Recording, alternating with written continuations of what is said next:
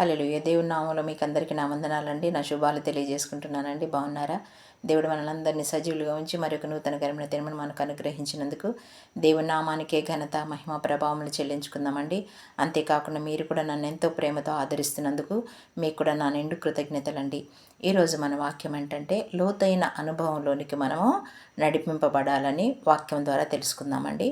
మరి లూకాసు వార్త 5వ అధ్యాయము 2 నుండి 10 వచనముల వరకు చూసినట్టయితే, మరి యేసయ్య సీమోను పేతురు గారి దగ్గర దోణిలోకి వెళ్తాడండి.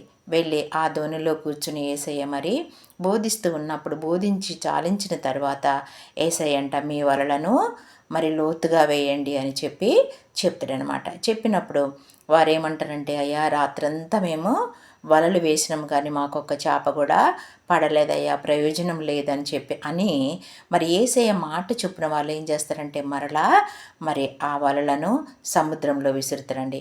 విసిరినప్పుడు అప్పుడు పట్టజాలని విస్తారమైన చేపలు ఆ వలలు పికిలిపోయేంతగా వారికి పడతాయి అన్నమాట.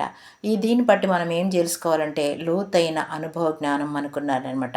లోతైన ఆత్మీయ జీవితం మనం కలిగి ఉండాలన్నమాట. లోతుగా వాక్యాన్ని ధ్యానించే అనుభవంలోనికి మనం నడిపింపబడాలన్నమాట. లోతుగా ప్రార్థించే విషయంలో కూడా మనము అనుభవం కలిగి ఉండాలన్నమాట. ఇలాంటి విషయాలన్నీ మనము ఈ వాక్యం ద్వారా తెలుసుకోవాలండి. లోతైన అనుభవం మన జీవితంలో అలమర్చుకున్నప్పుడు దేవుని ఆశీర్వాదాలను మనం చూస్తామండి. అంతేకాకుండా మన విశ్వాస నామలో, మన జీవితం అనే నావలో కూడా యేసయ్యను మనం చేర్చుకున్నప్పుడు మనం ఎన్నో అద్భుత కార్యాలు, ఆశ్చర్య కార్యాలు చూడగలుగుతామని వాక్యం సెలవిస్తుందండి. ఈ వాక్యాన్ని దేవుడు దీవించి ఆశీర్వదించును గాక. ఈ వాక్యాన్ని బట్టి చిన్న పాట అండి. నడిపించు నానావా నడి సంద్రమున దేవా, నవ జీవన మార్గమునా నా జన్మ తరింపా.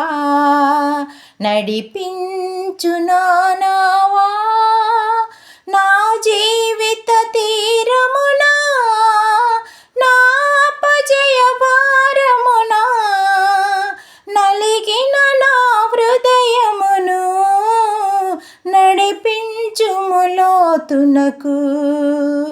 నా ఆత్మ విరబోయా నా దీక్ష ఫలింపా, నా నామలు కాలిడుము, నా సేవ చేకొనుము.